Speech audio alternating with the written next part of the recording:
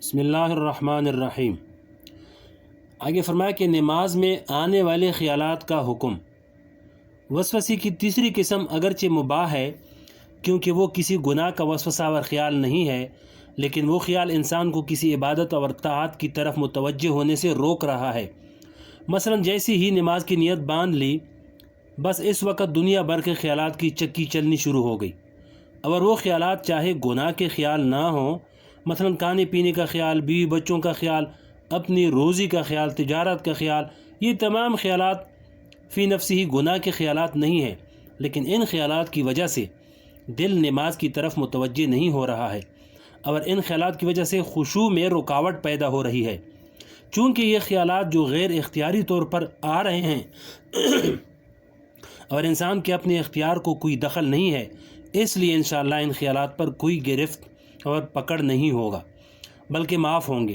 البتہ اپنے اختیار سے باقاعدہ ارادہ کر کے خیالات نماز میں مت لاؤ اور نہ دل ان میں لگاؤ، بلکہ جب اللہ اکبر کہہ کر نماز شروع کرو تو ذہن کو نماز کی طرف متوجہ کرو، جب ثنا پڑھو تو اس کی طرف دھیان لگاؤ، اور جب سورہ فاتحہ پڑھنی شروع کر دو تو اس کی طرف دھیان لگاؤ۔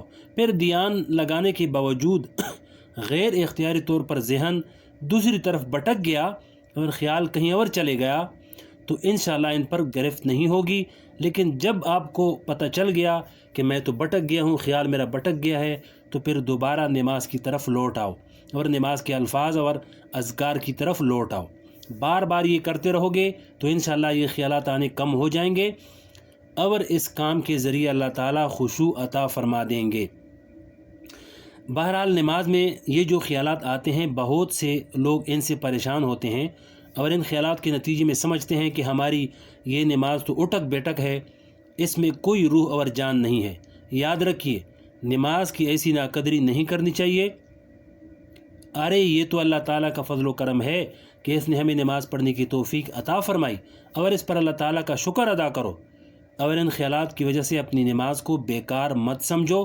یہ نماز کی توفیق تو اللہ تعالیٰ کی نعمت ہے، اور ان غیر اختیاری خیالات کی وجہ سے انشاءاللہ تمہاری گرفت نہیں ہوگی۔ البتہ اپنے اختیار سے خیالات مت لاؤ۔ آگے امام غزالی رحمۃ اللہ علیہ کا ایک واقعہ لکھا ہے، فرمایا کہ امام غزالی رحمۃ اللہ علیہ جو بڑے درجے کے عالم اور صوفی تھے، اللہ جل شانہ نے ان کو بہت اونچا مقام عطا فرمایا تھا۔ ان کے ایک بھائی تھے جو بالکل خالص صوفی مزاج آدمی تھے۔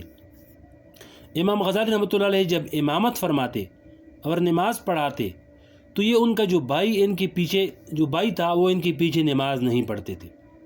کسی نے امام غزالی رحمۃ اللہ علیہ کی والدہ سے شکایت کر دی کہ یہ ان کے پیچھے نماز نہیں پڑھتے۔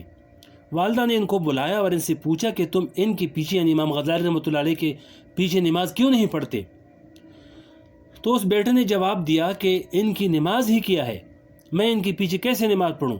اس لیے کہ جب یہ نماز پڑھاتے ہیں تو اس وقت ان کا دل اور دماغ حیض اور نفاس کے مسائل میں الجھا رہتا ہے، اس لیے یہ گندی نماز ہے، میں اس کے پیچھے نماز نہیں پڑھتا۔ وہ والدہ بھی امام غزالی رحمۃ اللہ علیہ کی والدہ تھیں۔ جواب میں فرمایا کہ تمہارا بھائی تو نماز کے اندر فقیہی مسائل سوچتا ہے، اور نماز کے اندر فقیہی مسئلے سوچنا جائز ہے، اور تم نماز کے اندر اپنے بھائی کے عیب جوئی میں لگے رہتے ہو، اور یہ دیکھتے رہتے ہو کہ اس کی نماز صحیح ہے یا غلط ہے، اور نماز کے اندر یہ کام یقینی طور پر حرام ہے، لہذا بتاؤ کہ وہ بہتر ہے یا تم بہتر ہو۔ بہرحال امام غزالی رحمۃ اللہ علیہ کی والدہ نے بھی یہ بات واضح فرما دی کہ نماز میں فقیہی مسئلے کو سوچنا کوئی گناہ کی بات نہیں، لہذا اپنے اختیار سے ایسے خیالات لانا جو خود عبادت اور طاعت کا حصہ ہیں وہ بھی نماز کی خشوع کے منافی نہیں ہے۔ چنانچہ حکم یہ ہے کہ قرآن کریم پڑھتے وقت قرآن کریم کی آیات میں تدبر کرو، یعنی جب نماز میں قرآن پڑھتے ہو تو اس کی آیات میں تدبر کرو اور غور و فکر کرو۔ اب اگر ایک شخص نماز پڑھ رہا ہے اور نماز میں تلاوت کے وقت قرآن کریم کے اسرار اور حکم کے اندر منہمک ہے تو یہ سب جائز ہے اور عبادت ہی کا ایک حصہ ہے، لہذا کوئی بھی ایسا خیال جو طاعت اور عبادت کا خیال ہو ان کو اپنے اختیار سے بھی نماز میں لا سکتے ہیں، البتہ وہ خیالات جو طاعت اور عبادت کا حصہ نہیں ہیں، مثلا دنیا کے بارے میں خیالات کہ کس طرح دنیا کماؤں، کس طرح خرچ کروں وغیرہ، تو اس قسم کے خیالات اپنے اختیار سے تو نہ لائیں، خود سے آ رہے ہیں تو آنے دو۔ اس سے نماز کے خشوع میں ذرا برابر فرق نہیں پڑتا۔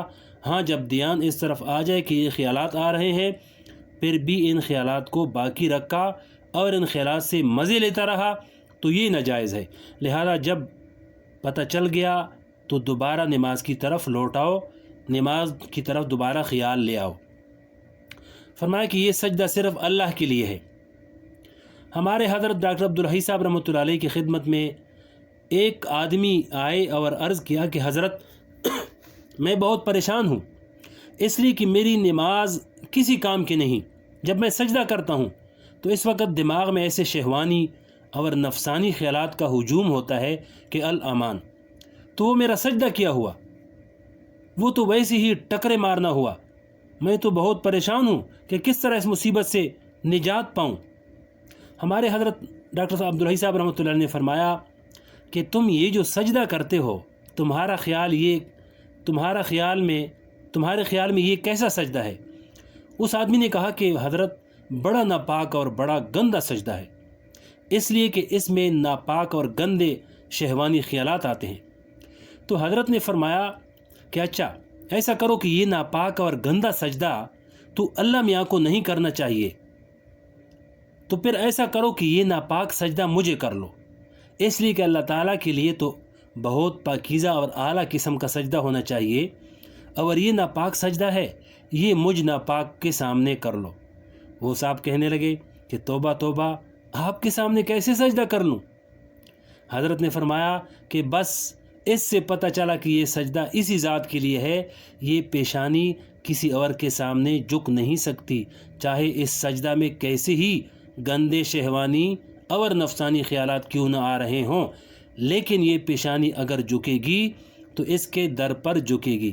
لہذا یہ سجدہ اسی اللہ کے لیے ہے، اور اگر یہ فاسد خیالات غیر اختیاری طور پر آ رہے ہیں تو انشاءاللہ یہ تمہارا کچھ نہیں بگاڑیں گے، یہ اللہ تعالیٰ کے یہاں معاف ہے۔ تو اللہ پاک سے دعا ہے کہ اللہ عمل کرنے کی توفیق نصیب فرمائے۔